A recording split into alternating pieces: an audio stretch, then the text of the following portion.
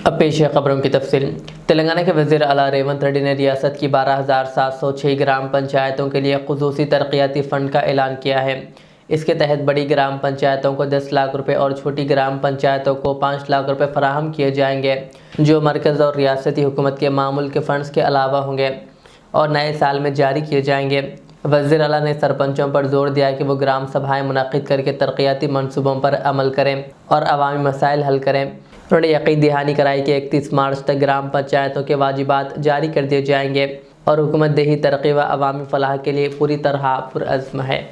మా సర్పంచులకు ముఖ్యంగా మా మహిళా సర్పంచులకు ఇంజనీరింగ్ చదువుకున్న ఆడబిడ్డలు కూడా ఈ రోజు సర్పంచులుగా గెలిచి ఉద్యోగాలు వదులుకొని ఈ రోజు ప్రజా జీవితంలోకి వచ్చిండ్రు. వాళ్ళందరికీ నా సూచన ఒక్కటే, మీ గ్రామానికి ఏం కావాలనో మీరు ప్రణాళికలు సిద్ధం చేసుకోండి.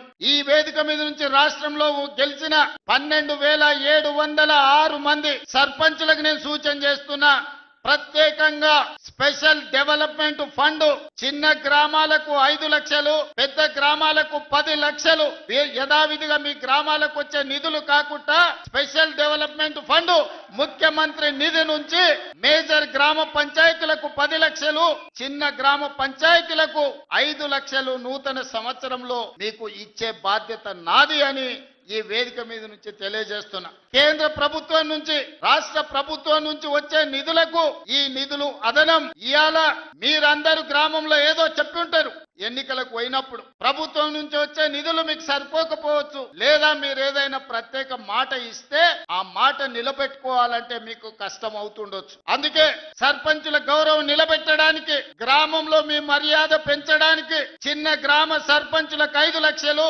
పెద్ద గ్రామ సర్పంచులకు 10 లక్షల రూపాయలు స్పెషల్ డెవలప్మెంట్ ఫండ్ నుంచి ఎమ్మెల్యేలకు సంబంధం లేకుండా, ఎంపీలకు సంబంధం లేకుండా, మంత్రులకు సంబంధం లేకుండా ప్రత్యక్షంగా ముఖ్యమంత్రి నుంచి సర్పంచులకు నిధులు పంపించే బాధ్యత నేను తీసుకుంటా. ఈ కొడంగల్ వేదిక మీద నుంచి మా సర్పంచులందరికీ నేను విజ్ఞప్తి చేస్తున్నా, ప్రణాళికలు సిద్ధం చేసుకోండి. మీరు ఇచ్చిన మాట నిలబెట్టుకోవడానికి మీ గ్రామంలో దీర్ఘకాలికంగా వాయిదా పడుతున్న సమస్యను పరిష్కరించుకోవడానికి మీరు ఈ నిధులను ఉపయోగించండి. దాంతో మా సర్పంచ్ గారు ఇచ్చిన మాట నిలబెట్టుకున్నారు. ముఖ్యమంత్రి గారి నుంచే డైరెక్ట్ గా ప్రత్యక్షంగా నిధులు తెచ్చుకోగలిగిన మా సర్పంచులని మీ గౌరవం నిలబడుతుంది, మీ మర్యాద పెరుగుతుంది. అందుకే ప్రత్యక్షంగా ఈనాడు ఈ గ్రామ సర్పంచులకు నిధులు ఇవ్వాలి అని నిర్ణయం తీసుకున్నా.